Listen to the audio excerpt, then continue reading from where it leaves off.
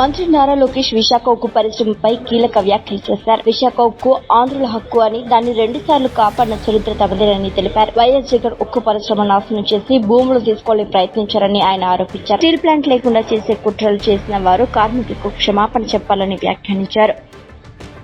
మధ్యప్రదేశ్ నుంచి రాజ్యసభకు పోటీ చేసిన కాంగ్రెస్ నేత మీనాక్షి నటరాజన్ నామినేషన్ తిరస్కరణపై రేవంత్ రెడ్డి తీవ్రంగా స్పందించారు. ఇది బీజేపీ కుట్రగా, ప్రజాస్వామ్యంపై దాడిగా ఆయన విమర్శించారు. అవసరమైన అఫిడవిట్ సమాచారం ఇవ్వలేదని పేర్కొంటూ రిటర్నింగ్ అధికారి నామినేషన్ తిరస్కరించారు. ఈ నిర్ణయంపై కాంగ్రెస్ పార్టీ ఎన్నికల సంఘాన్ని కలవడానికి ప్రయత్నించగా అడ్డంకులు ఎదురయ్యాయని, దీనిపై న్యాయ పోరాటం చేస్తామని ప్రకటించింది కాంగ్రెస్. అయితే ఆమెపై కేసులు తెలంగాణలో నమోదైనట్లు బీజేపీ వెల్లడించింది. తెలంగాణ ముఖ్యమంత్రి రేవంత్ రెడ్డి మీనాక్షి నటరాజన్ పై తెలంగాణలో ఎలాంటి కేసులు లేవని తెలిపారు.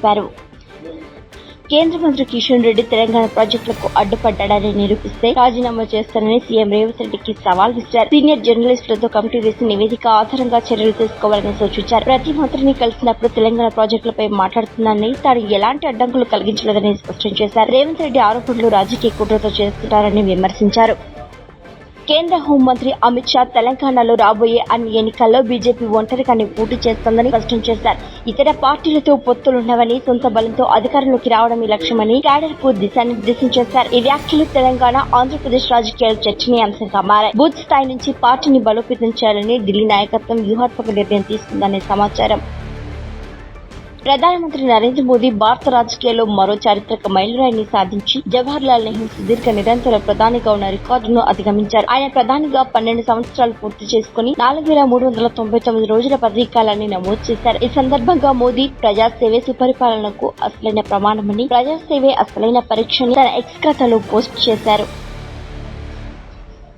ప్రధాని నరేంద్ర మోదీ నిరంతరాయంగా సుదీర్ఘకాలంగా ప్రధానిగా కొనసాగిన రికార్డును సాధించారు. దీనిపై కాంగ్రెస్ సీనియర్ నేత జయరాం రమేష్ తీవ్ర విమర్శలు చేశారు.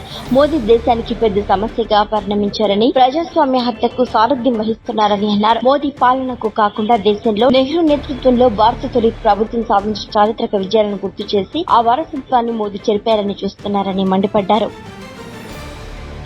దిగ్గజ దర్శకుడు భారతీరాజా ఈ రోజు ఉదయం అనారోగ్య సమస్యతో కన్నుమూశారు. ఆయన అంత్యక్రియలను ప్రభుత్వ అధికారిక లాంఛనాలతో నిర్వహించాలని తమిళనాడు ముఖ్యమంత్రి విజయ్ ప్రకటించారు. తమిళ చిత్ర పరిశ్రమకు ఆయన అందించిన విశిష్ట సేవలను గుర్తింపుగా ఈ నిర్ణయం తీసుకున్నారు. చెన్నైలో భారతీరాజా పార్థివ దేహానికి సీఎం విజయ్ నివాళులర్పించారు. కుటుంబ సభ్యులను పరామర్శించారు. ఆలీ, ముచ్చెర్ల అర్నాథ్ తదితరులు భారతీరాజాకు నివాళులర్పించారు. అగ్రనటుడు నందమూరి బాలకృష్ణ బసవతారకం క్యాన్సర్ హాస్పిటల్ 25 ఏళ్ల వేడుక ప్రారంభోత్సవానికి హాజరయ్యారు. వయస్సు కేవలం సంఖ్య మాత్రమేనని, నమ్మకం ఉంటే ఏదైనా సాధ్యమని ఆయన అన్నారు. ఈ ఆసుపత్రి చాలా మంది దేవాలయంగా భావిస్తారని, అనేక మంది ఇక్కడ చికిత్సతో కోలుకున్నారని తెలిపారు. తన పుట్టినరోజును కూడా చిన్నారితో కలిసి జరుపుకుని వారికి కేక్ పంచి బహుమతులను అందించారు.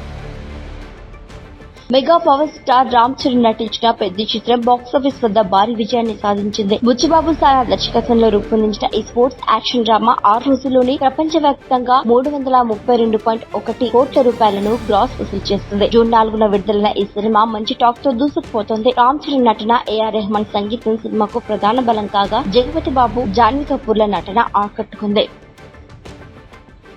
హర్ముజ్ సమీపంలో అమెరికాకు చెందిన AH-64 అపాచీ హెలికాప్టర్ కూలిపోవడంతో ఉద్రిక్తతలు పెరిగాయి. ఈ ఘటనకు ఇరాన్ డ్రోన్ దాడే కారణమని అమెరికా ఆరోపించింది. అధ్యక్షుడు డొనాల్డ్ ట్రంప్ హెచ్చరికల అనంతరం అమెరికా ప్రతీకార దాడులు ప్రారంభించింది. కేశ్మీర్ దీవి ప్రాంతంలో పేలుళ్లు జరిగినట్టు ఇరాన్ మీడియా తెలిపింది. హెలికాప్టర్లోని 2 పైలట్లను అమెరికా సురక్షితంగా రక్షించింది.